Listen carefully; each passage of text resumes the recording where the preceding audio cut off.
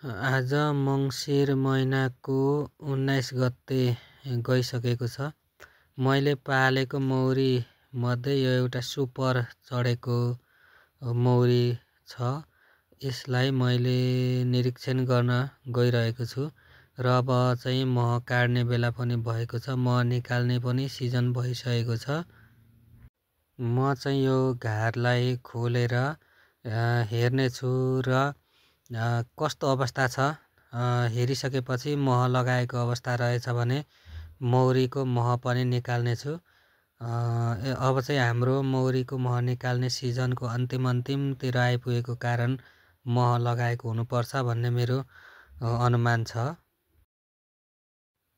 यो घारलाई मैले अब यसरी खोल्न गइरहेको छु। यो माथिको कभरलाई यसरी खोल्दाखेरि मौरीहरू बाहिरसम्म आएको देखिन्छ। यसको मतलब मौरी राम्रै फस्टाएको। मैले यो पहिलो फ्रेम निकालेर हेरिरहेको छु। यो चाहिँ मौरीको राम्रो मह रहेछ। राम्रोसँग सिल गरिसकेको हुनाले यो निकालेर खान योग्य भइसकेको छ। मैले चाहिँ दुईवटा फ्रेम निकालिसकेँ र बाँकी फ्रेमहरू चाहिँ यसरी मह टमक्क लगाएको देखिएको छ। यो वर्षको पहिलो मह कडाई हो यो मेरो। योभन्दा अगाडि मैले यो वर्ष मह काटेको छैन। अरू घारहरू मैले निकालेकै छैन। यो पहिलो घार नै हो। यसरी चाहिँ मह सिल गरेर राम्रोसँग लगाएको देखिन्छ। अब यो चाहिँ मह निकाल्न योग्य छ। मैले अरू फ्रेमहरू पनि क्रमशः निकाल्दै गइरहेको छु। यसरी मौरीलाई हल्का फुकेर उडाउनु पर्छ। मैले खासै धेरै धुवा पनि दिन्न। यसरी मौरीलाई हल्का फुकिदिएपछि ऊ आफै भागिहाल्छ। यसरी सजिलो लाग्छ मलाई चाहिँ।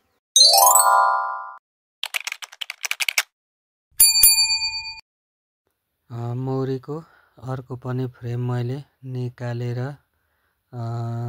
हेरिरहेको छु र यसलाई मौरी उडाउने प्रयास गरिरहेको छु। यो पनि म राम्रोसँग सिल गरेकै देखिन्छ। यो वर्षको मह यसरी लगाएछ मौरीले र यो मौरीको महलाई चाहिँ अब म सबै निकाल्ने प्रयास गरिरहेको छु। मौरी उडाउने कोसिस गरिरहेको छु। यसरी मौरीलाई उडाइसकेपछि यो चाहिँ निकाल्न मिल्छ। यसरी मौरीले राम्रोसँग लगाएर सिल गरिसकेको मह चाहिँ भण्डारणको लागि पनि योग्य हुन्छ र यो अलिक पछिसम्म राखे पनि यो बिग्रिँदैन। र यो चाहिँ फ्रेममा रानी माथि गएर बच्चा पनि अलिकति लगाएछ। यो थोरै देखिएको छ बच्चा र बाँकी चाहिँ सबै मह नै हो। र अन्तिममा अहिलेसम्म निकालेको फ्रेमहरू हो यो। यसरी आधुनिक घारको फ्रेममा मौरीले मह लगाएको रहेछ। यति चाहिँ मैले निकालेँ र बाँकी तल्लो बच्चा कक्षको मह चाहिँ मैले निकालिनँ। त्यसलाई जस्ताको तस्तै छोडिदिएँ। यो सुपर कक्षको मात्रै निकालेँ र यो सुपर कक्ष मात्रै निकाल्नु पर्ने हुन्छ। तल्लो कक्षको मह निकाल्दा मौरीलाई पनि खानेकुराको अभाव हुने भएकोले म चाहिँ निकाल्दिनँ। यो एउटा चाहिँ अर्को घारको बच्चा कक्षको फ्रेम हो। फ्रेमलाई सङ्कलन गरिसकेपछि यसरी महलाई चाना चाना बनाएर काटेर एउटा बट्टामा राख्ने गर्छु। म चाहिँ यो मह निचोर्ने गर्दिनँ। यसरी चाकासँग नै राख्ने गर्छु र यो खान पनि स्वादिलो हुन्छ र यो पछिसम्मलाई खानको लागि यो बिग्रिँदैन पनि। म चाहिँ निचोरेर झोल बनाउने गर्दिनँ। यसरी चाका नै काटेर सिसाको बट्टामा राख्ने गर्दछु र यसरी पनि महलाई राख्न सकिन्छ। यसमा कुनै खराबी हुँदैन। यो मह पछिसम्म नै अलिक स्वादिलो नै रहन्छ। मलाई चाहिँ यसरी राखेको मनपर्छ। हामीले मौरीको महलाई यसरी चाका काटेर त्यत्तिकै पनि राख्न सकिन्छ।